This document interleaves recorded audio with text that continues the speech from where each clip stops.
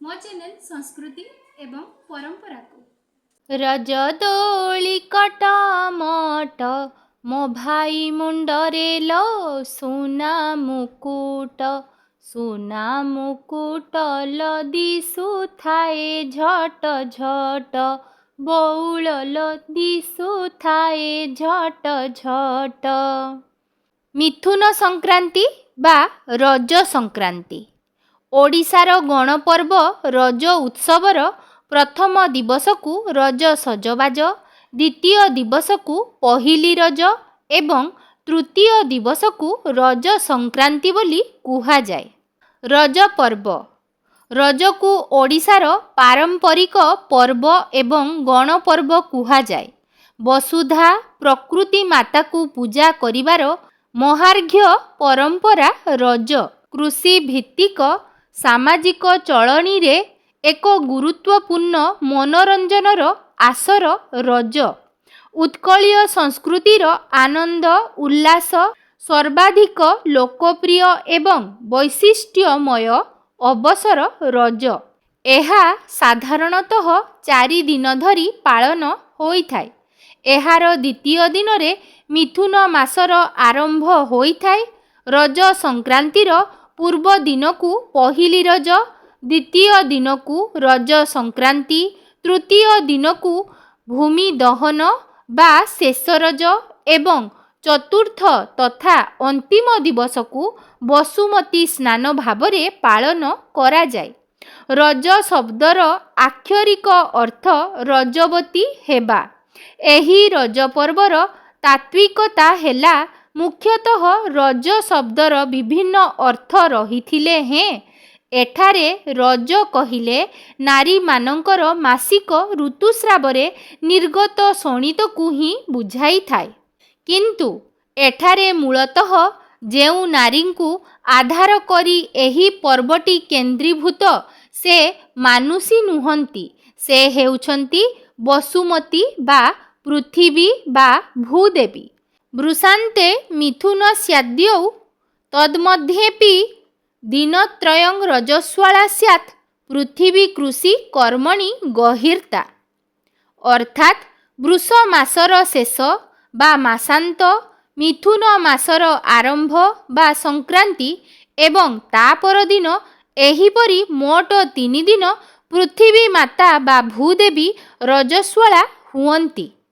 तेणु एही 3 दिन जाक कृषि कार्य गहिर्त। विष्णु पुराण अनुसारे पर्वर संज्ञा निर्धारण रे कुहा जाइछि जे चतुर्दश्याष्टमी चैव अमावास्याथ पूर्णिमा पर्वाणै तानि राजेन्द्र रवि संक्रांतिरेव च।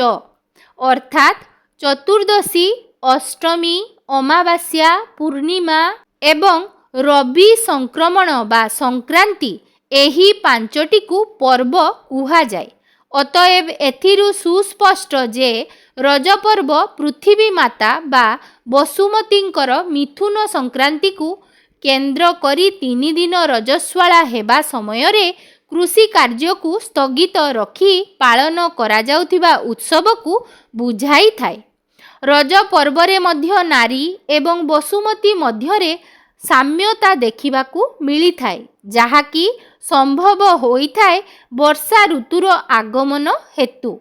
प्राचीन भारतीय विधान अनुसारे रजस्वला नारी को जेपरी 3 दिन पर्यंत विविध नियम पालन रूपक अस्पृश्य भावरे रखा जाए, सेहीपरि रज 3 दिन धरी बसुमती को स्पर्श अर्थात कर्षण करिबा बारण करा जाई थाए। पूर्व कालरे एही रज 3 दिन व्यापी पहिली रज, रज संक्रांति एवं भूमि दहन लोकमाने शून्य पादरे भूमि को स्पर्श करू नथिले। जरूरी आवश्यकता स्थले पादरे गुआ बा कदली खोलपा लगाई चालुथिले।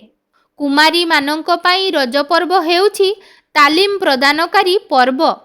जणे नारी भावे आगामी दिन रे किछि कर्तव्य संपादन करिबाकू हेबो, ताहा कुमारी मानंकु एही रज पर्व अवसर रे शिखिबाकू पड़ी थाए।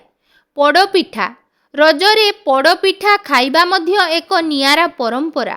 ଆମ ଓଡ଼ିଆ ଘରର ପାରମ୍ପରିକ ସର୍ବପ୍ରାଚୀନ ପିଠା। ଏହାର ଉତ୍ପତ୍ତି ଓଡ଼ିଆ ଘରୁ ହିଁ କାହିଁ କେଉଁ ଆବାହନ କାଳରୁ ହୋଇଛି। ଏହା ମଧ୍ୟ ବ୍ରହ୍ମାଣ୍ଡ ଠାକୁର ଶ୍ରୀ ଜଗନ୍ନାଥ ମହାପ୍ରଭୁଙ୍କର ସବୁଠାରୁ ପ୍ରିୟ ପିଠା। କୁହାଯାଏ 56 ଭୋଗରେ ଶେଷରେ ପୋଡ଼ପିଠା ନଥିଲେ ଜଗନ୍ନାଥ ମହାପ୍ରଭୁଙ୍କର ପେଟ ପୂରେନି। ରଜପାନ। ରଜରେ ପାନଖିଆ ଏକ ପୁରୁଣା ଓଡ଼ିଆ ପରମ୍ପରା। ପ୍ରୀତିର ବନ୍ଧନ ହେଉଛି ପାନ। ପ୍ରୀତି, ପ୍ରେମ, ବନ୍ଧୁତାର 6 ଲକ୍ଷଣ ଏ ଦେଶରେ ନିର୍ଦ୍ଧାରିତ କରାଯାଇଛି।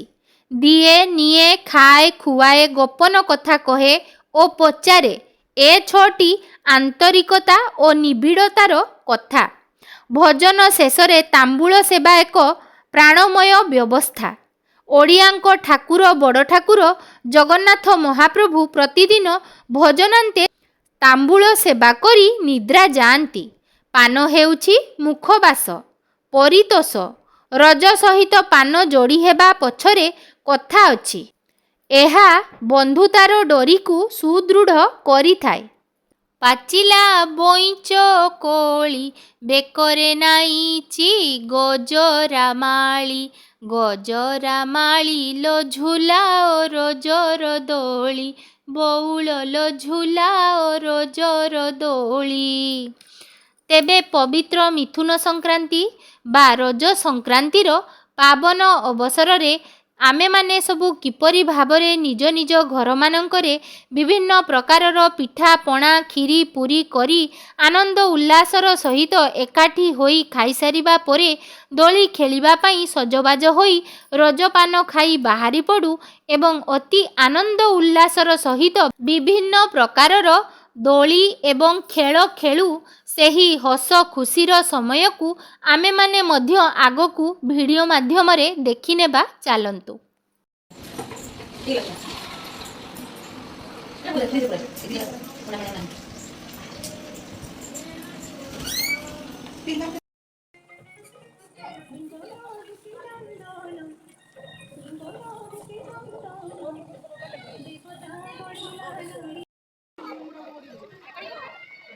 ତମେ କହିଲେ ଯାହା କରିତେ ମୁଁ ସେୟା କଲି।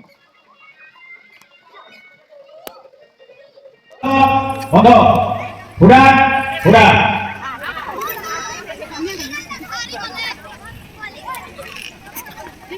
ବାକି ରହିଲେ ସପ୍ତରଥୀ 7 ଜଣ ଖଣ୍ଡେ। ବନ୍ଧ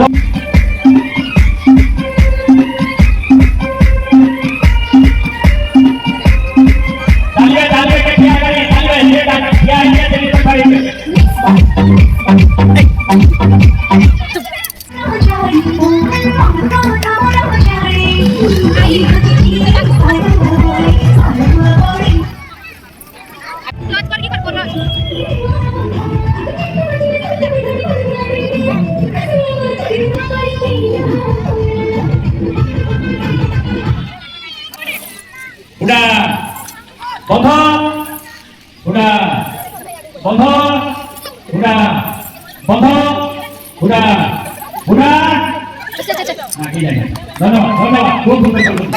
ରେଡି ବନ୍ଧ ହୁଡ଼ା ବନ୍ଧ ହୁଡ଼ା ବନ୍ଧ ହୁଡ଼ା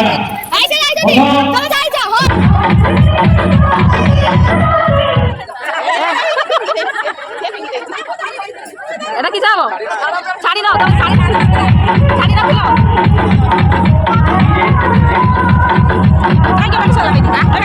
ছাড়ি রাখিলা যে কে যাও না কেউ বাস হ্যাঁ গলা আছে।